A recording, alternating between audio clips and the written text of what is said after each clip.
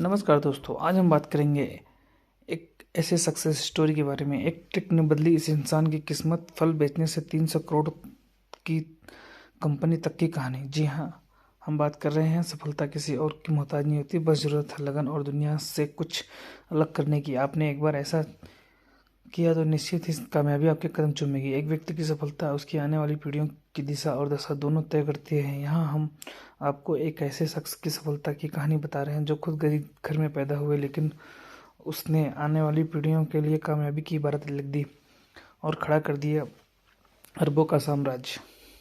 कौन है यह शख्स? हम जिस शख्स की बात कर रहे हैं उसका नाम है रघुनंदन श्रीनिवास कामत।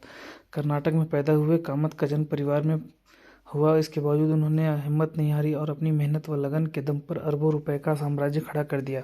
उनके पिता फल और लकड़ियां बेचकर 7 बच्चों का पेट पालते थे। कामत बड़े होने पर परिवार की जिम्मेदारियां उठाने के लिए भाइयों के साथ मुंबई चले गए। 1983 में हुई शादी। यहाँ गोकुल नाम से ढाबा चला रहे कामत के भाइयों ने उन्हें भी वहाँ काम पर लगा दिया। ढाबे पर ग्राहकों को आइसक्रीम खरीदते देखकर कामत के मन में एक दिन कुछ अलग करने का विचार आया। धीरे धीरे वह इस पर सोचने लगे कि इसी बीच 1983 में उनकी शादी हो गई। मैच्योर होने पर उन्होंने आइसक्रीम का बिजनेस शुरू करने का निर्णय लिया। हालांकि यह उनके लिए जोखिम भरा कदम था, लेकिन उनकी माली हालत बहुत अच्छी नहीं थी।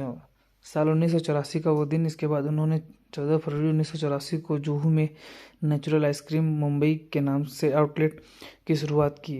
उनकी आइसक्रीम की खासियत थी कि उसका टेस्ट एकदम नेचुरल था, लेकिन उनके आइसक्रीम पार्लर पर ज़्यादा लोग नहीं आते थे। वो इसको लेकर काफ़ी चिंतित भी रहते थे और लगातार बिजनेस को बढ़ाने के बारे में सोचते रहते। इस ट्रिक ने किया कमाल। बिजनेस को आगे बढ़ाने और अपनी आइसक्रीम को ज़्यादा से ज़्यादा लोगों तक पहुंचाने के लिए कामत ने आइसक्रीम के साथ मसालेदार पाव भाजी का काम शुरू किया। अब पाव भाजी खाने के लिए आने वाले लोग तीखा खाकर कामत की ठंडी और मीठी आइसक्रीम खाते। यही से धीरे धीरे उनकी आइसक्रीम की असली पहचान मिलने लगी। शुरू में ही ये फ्लेवर किए तैयार।